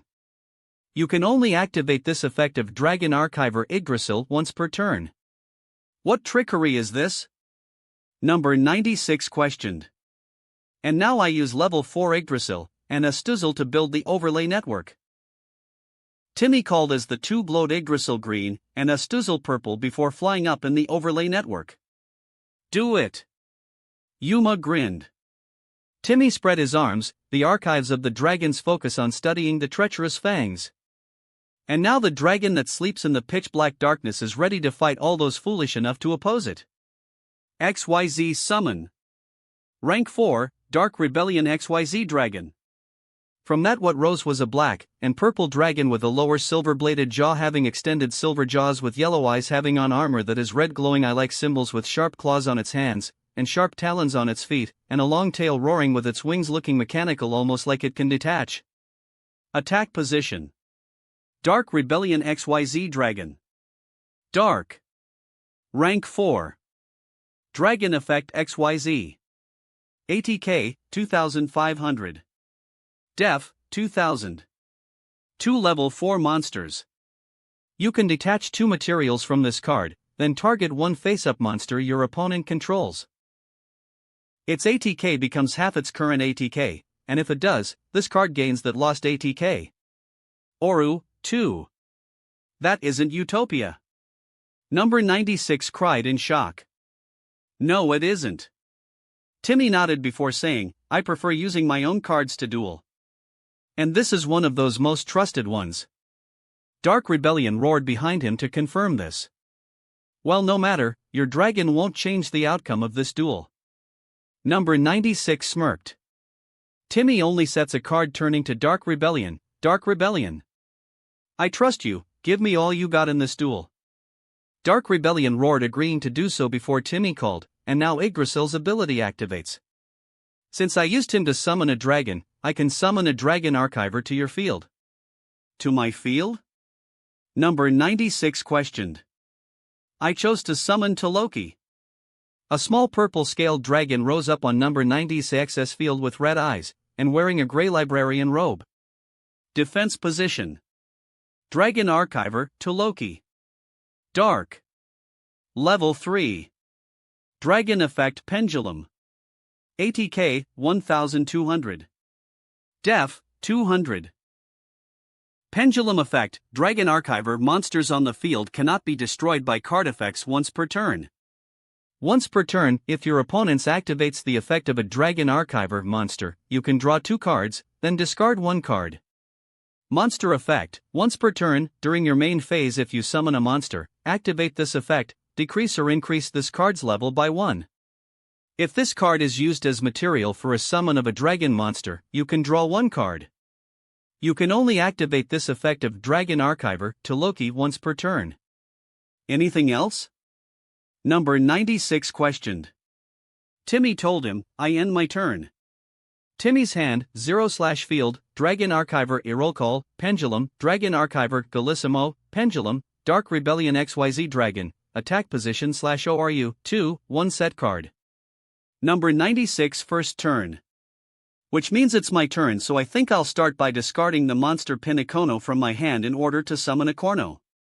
Number 96 smirked. Attack position. A Corno. Earth. Level 1. Plant/effect. ATK, 200. Def, 400.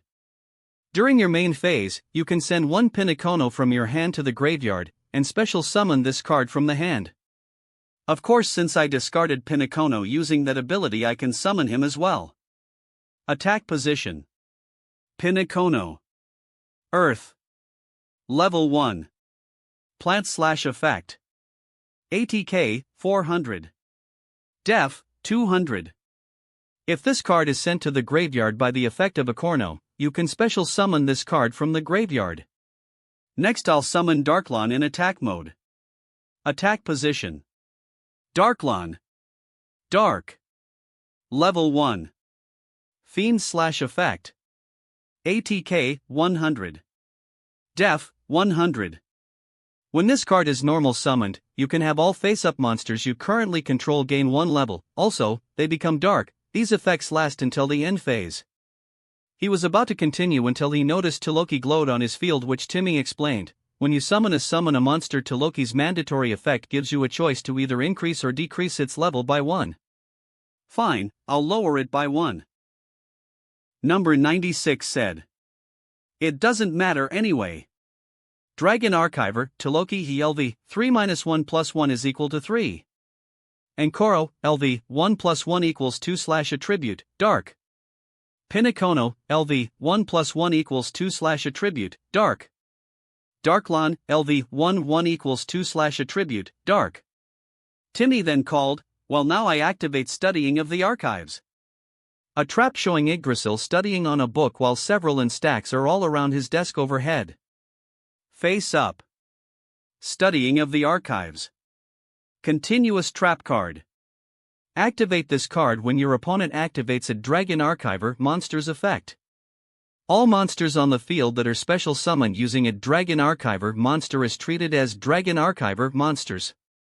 Once per turn, if a player activates the effect of a Dragon Archiver monster except to activate this card, their opponent can draw 1 card, and if that card is a spell/trap card, they can add that card to their hand, otherwise send that card to the GY.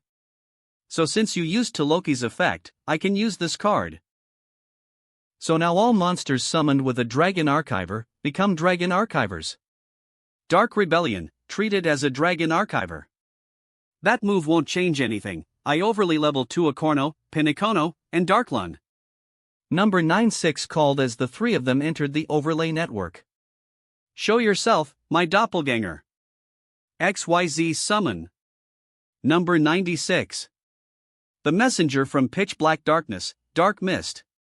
The 96 appeared before the blob rose before morphing into a fiend monster that looks different.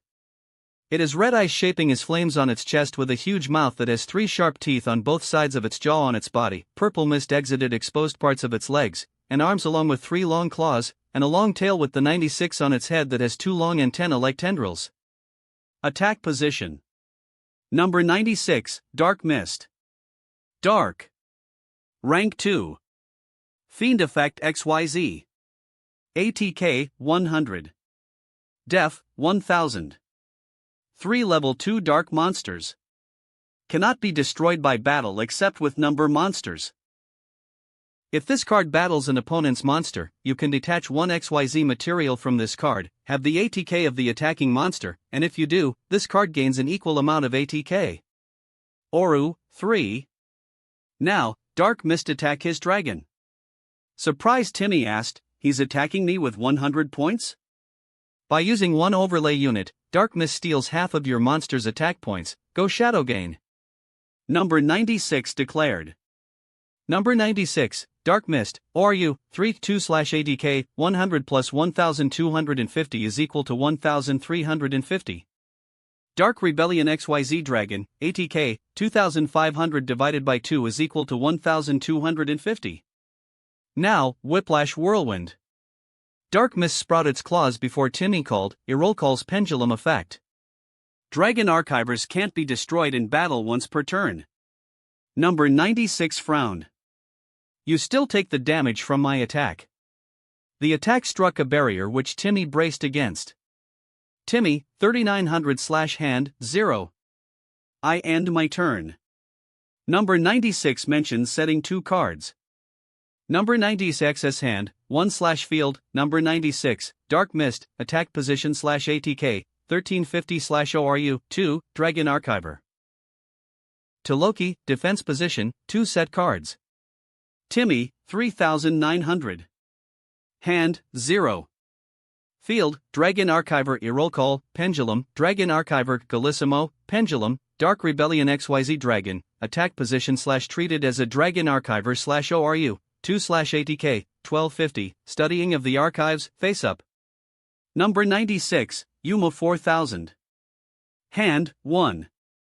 Field, number 96, Dark Mist, attack position / ATK, 1350 / ORU, 2, Dragon Archiver, to Loki, defense position, 2 set cards. Timmy second turn. Timmy drew before calling, if he has that. Then, I'll do it back around him. What?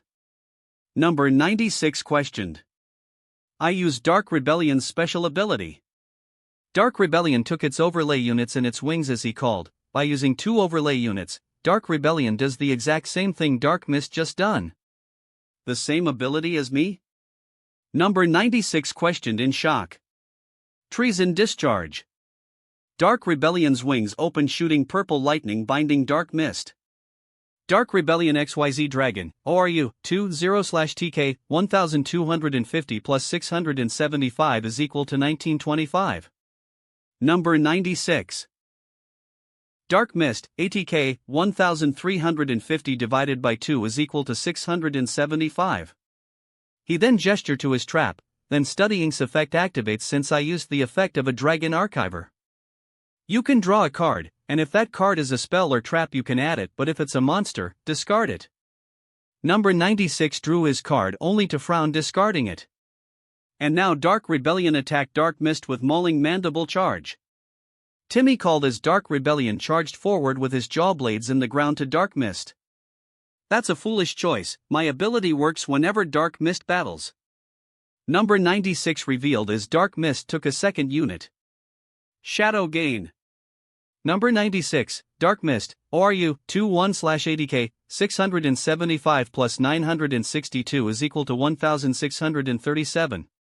Dark Rebellion XYZ Dragon, ATK, 1925 divided by 2 is equal to 962. It can use that during my turn? Timmy asked surprised before calling. Roll call's pendulum effect prevents Dragon Archivers from being destroyed once per turn. But thanks to your reckless attack you still take the damage. Number 96 reminded him.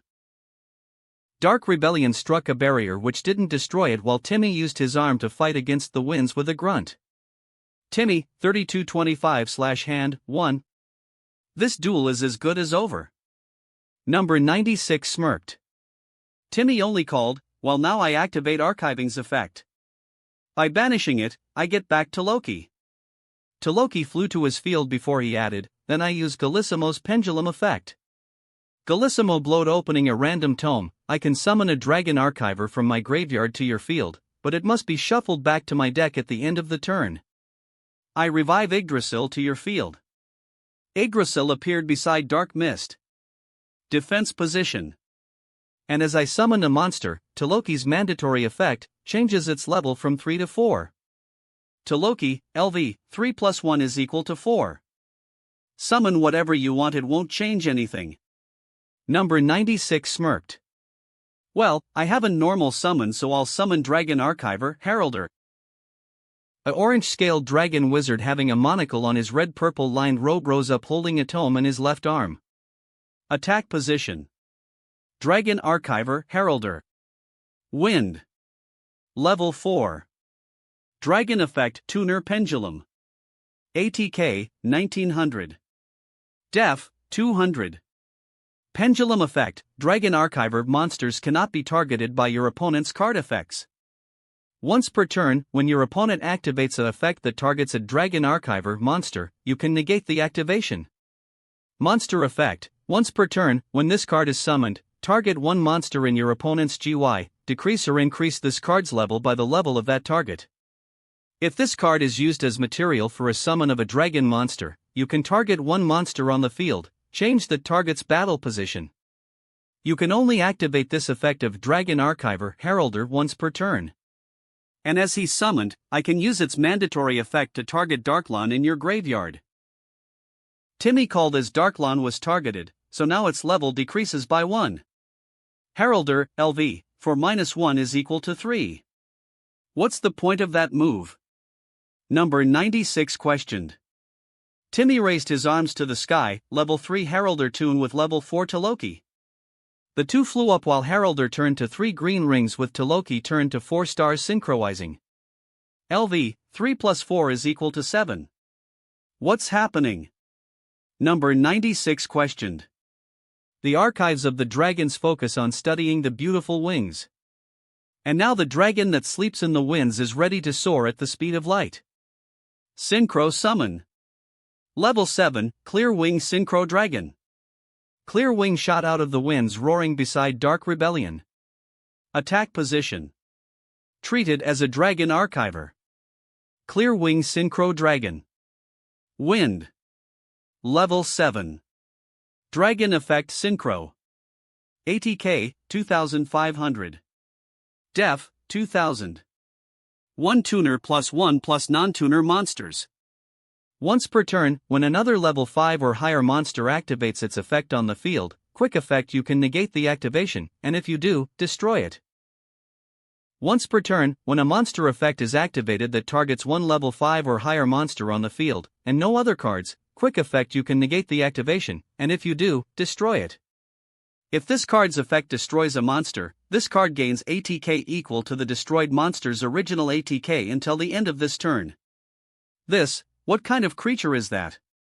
Number 96 questioned nervously. Toloki, and Heralder's effects. First Toloki allows me to draw. He drew before adding, and then Heralder's effect allows me to change Dark Rebellion to defense mode. Dark Rebellion shift his wings in front of him. Defense position. Timmy looked at the card he drawn, a fusion spell. I can't use it right now. I end my turn. Yggdrasil shuffled into his deck as he said that. Timmy's hand, 1/field, Dragon Archiver Irolcall, Pendulum, Dragon Archiver Galissimo, Pendulum, Dark Rebellion XYZ Dragon, Defense Position / treated as a Dragon Archiver / ATK, 962. Clear Wing Synchro Dragon, Attack Position / treated as a Dragon Archiver, Studying of the Archives, Face Up. Number 96 second turn. My turn, and your new dragon might be powerful but it's still vulnerable. Dark Mist attack Clear Wing Synchro Dragon, and by using one final overlay unit I still have its attack points. Number 96 called. Shadow Gain. Dark Mist took its last overlay unit.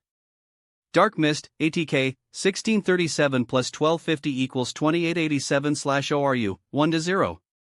Clear Wing Synchro Dragon, ATK, 2500 divided by 2 is equal to 1250. Clear Wing Hold Strong. Timmy called as his dragon was attacked roaring loud. Thanks to Irolcall's pendulum ability she isn't destroyed once a turn. But you still take the damage from my attack. Number 96 told him. The barrier was hit protecting Clear Wing but Timmy was pushed back screaming. Timmy, 1588/hand, 1. I'll end my turn, but this duel ends on my next move. Number 96 smirked ending his turn. Number 96's hand, 2/field, number 96, Dark Mist, Attack Position / ATK, 2887, 2 set cards. Timmy, 1588. Hand, 1. Field, Dragon Archiver Irolcall, Pendulum, Dragon Archiver Galissimo, Pendulum, Dark Rebellion XYZ Dragon, Defense Position / treated as a Dragon Archiver / ATK, 962, Clear Wing Synchro Dragon, Attack Position / treated as a Dragon Archiver / ATK, 1250, Studying of the Archives, Face Up. Number 96, Yuma 4000. Hand, 2. Field, number 96, Dark Mist, Attack Position / ATK, 2887, 2 set cards. Timmy third turn. Timmy slowly stood up breathing before saying, This duel isn't over yet. 'Cause now since your monster's out of overlay units, I am free to attack it with this next monster. Both of your dragons are powerless against my doppelganger. Number 96 smirked.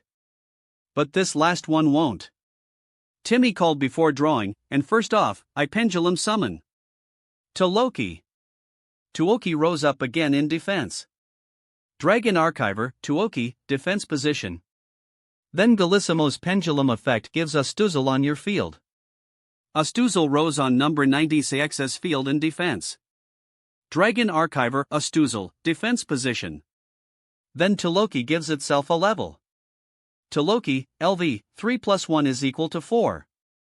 But it won't matter cause, I activate Archiver Fusion, it shows a Yggdrasil, and Galissimo making experiments with a fusion vortex behind them.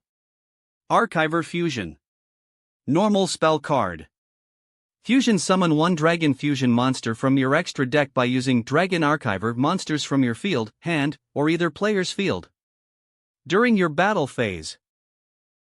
If you control 2 Dragon Archiver monsters in the Pendulum Zones, you can banish this card from your GY, and target one monster you control. That monster can make a second attack on monsters this turn.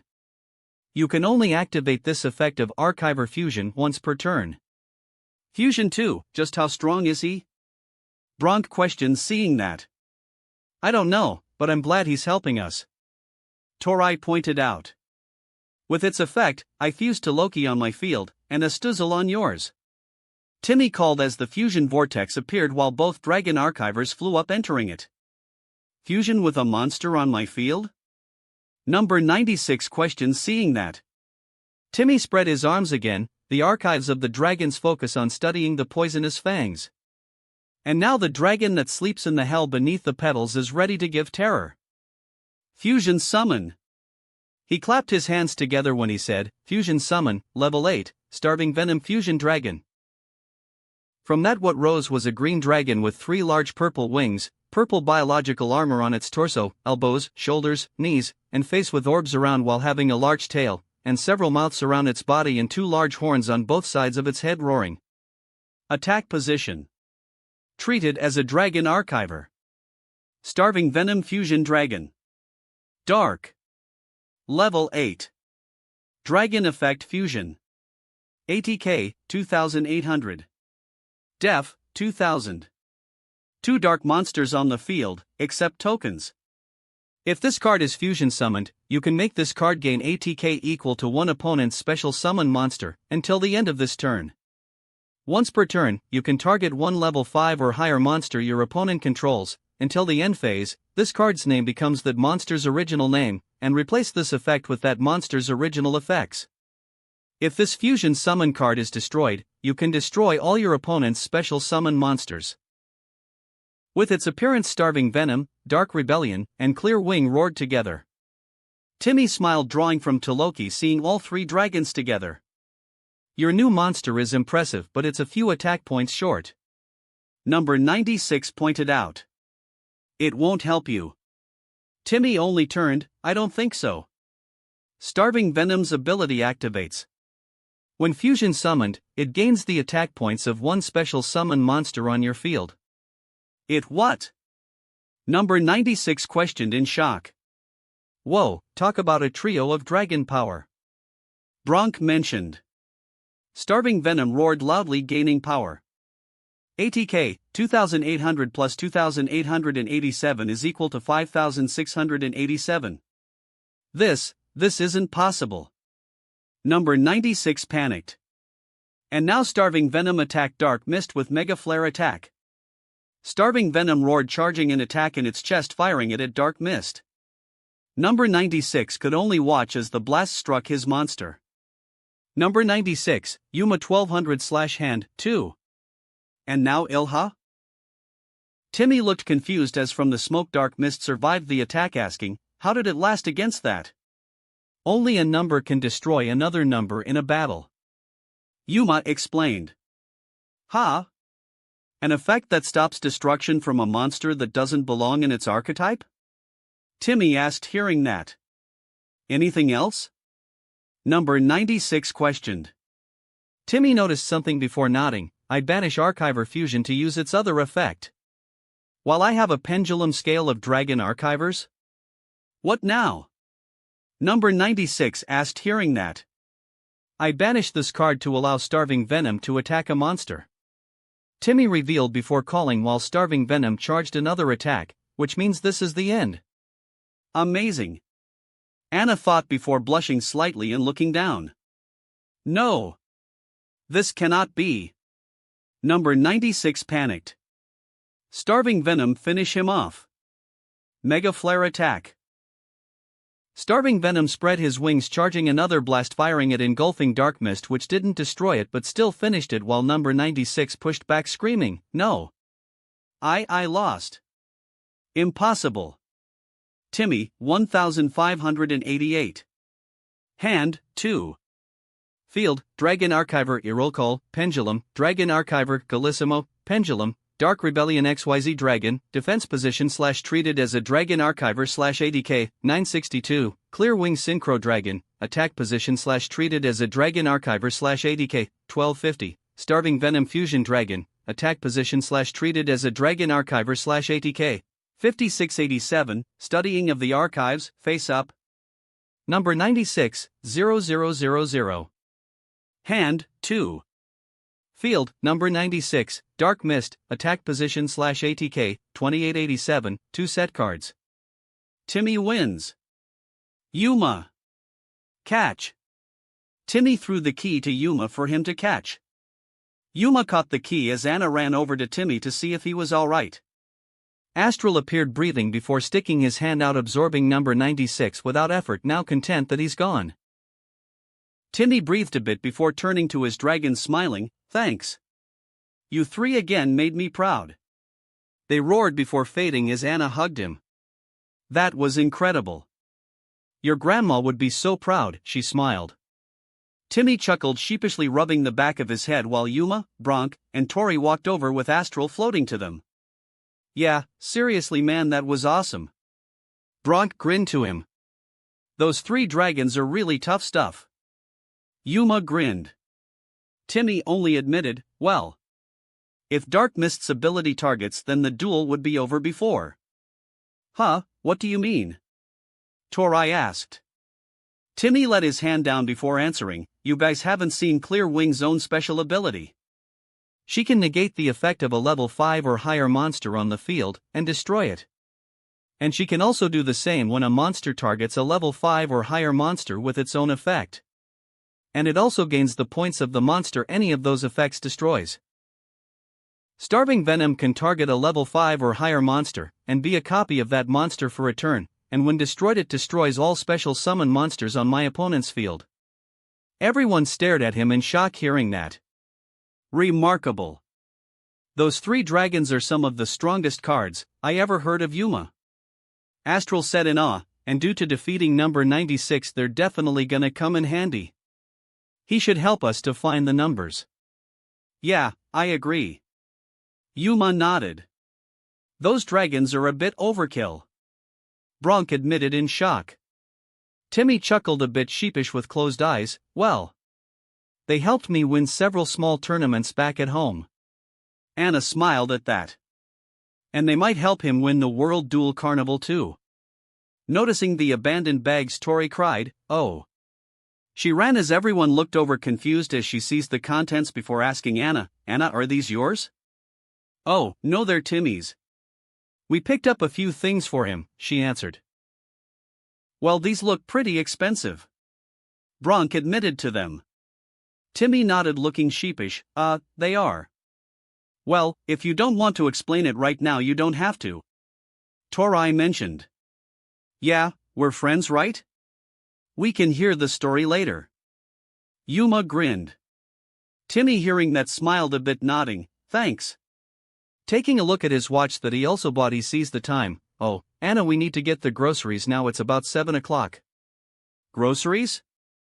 Bronk asked, surprised. "You still have that kind of money even after getting these clothes?" Let's say saved some money from the tournaments I won," Timmy admitted. "That's smart." Tori smiled. Timmy then asked Anna, "Anna, is it alright if they join us for dinner tonight? I mean, we all just got through that number." "There's no room," she admitted. "Hey, why not you two join me at my place?" Yuma suggested, surprising the two. "I'm sure Carrie and Grandma won't mind." Carrie and Grandma wanted to meet him since he gotten me in a draw. Timmy looked to Anna, "Is that alright, Anna? We can get a cooler for the groceries we get for then." "Well, alright," she nodded.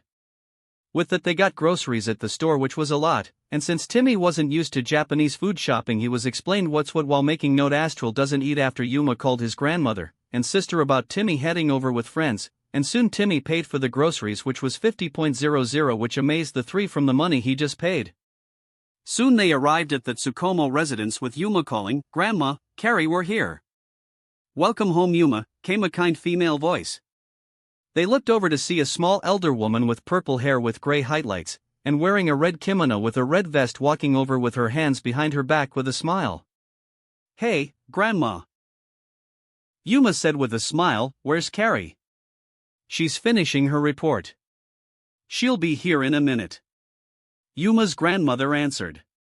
Yuma turned to Timmy, "And Anna, this is my grandmother, Haru Tsukumo, and she's Eiha?" He noticed Timmy's saddened down look. Anna squeezed his hand gently. "Do you want me to tell them?" Taking a shuddering breath, he nodded. Timmy's grandmother passed away. Anna explained before telling them about his past and his parents. "What? What kind of people do stuff like that?" Yuma cried, outraged. "Your grandmother put everything she has for your happiness." Bronk agreed. "Don't let those people take you down. You're better than them," Torai said to him. Timmy, hearing that, wiped his eyes before smiling. "Thank you. Thank you all." Torai knelt down and gently hugged him. Timmy froze, looking surprised before hugging her back. "Did I just miss something?" A woman asked, having pink-haired with lighter pink bangs like Yuma's in a ponytail, walking in the room wearing a blue shirt and white jeans, having a brown belt with a gold circle buckle, and having on a black vest with an orange collar. "Yeah." Yuma nodded, explaining it. "Oh, I would love to put them in as my next scoop," the woman said, punching her hand, outraged. "It should be Timothy's choice," Haru noted. Sighing to calm down, the woman introduced herself to the young boy. "Hello. I'm Carrie Tsukumo, Yuma's older sister. I am a news reporter, so I can help you against your parents if you want." "A sister?" Timmy asked, hearing that. "Yeah." Timmy blinked before he asked a question they all were not expecting. "What's a sister?" "It means a girl with the same parents," Anna explained to him. Did he seriously ask a question like that? Yuma thought in disbelief. Just how did this kid's parents give him an education? Haru coughed to clear her throat before smiling. "Well, I'm glad we could finally meet you, Timothy. Yuma had been talking about you for a while." "He did?" Timmy asked curiously. The woman, Carrie, nodded. "Yup, he did. He said you can synchro summon, and now has a new summon method we never heard of, pendulum summoning, with this deck called Dragon Archivers. He also said you got him in a draw, right?" "Yeah." Timmy nodded, hearing that. She then asked him, "Can I take a look at your deck real quick?" Hearing that made Timmy blink before taking his deck. Sure, here you go." He hands it to her. Carrie took it and started looking through it. She sees all his monster cards, which are pendulum monsters, before noticing a ritual monster among them. "Is something wrong?" Timmy asked, seeing her expression, thinking it's bad. "You also have ritual?" Her question shocked everyone but Timmy. "Wait, really?" Torai asked him. Timmy, hearing that, nodded. "What I drawn from Toloki's effect was a ritual spell card, so I know I have some ritual monsters in the deck." That wraps up this part of What If Dragon deck user in Yu-Gi-Oh! Zexal. Thanks so much for listening. As always, new parts drop every 4 days, so be sure to stay tuned. If you enjoyed the video, don't forget to like, subscribe, share it with your friends, and please consider supporting the original author as well. See you in the next one.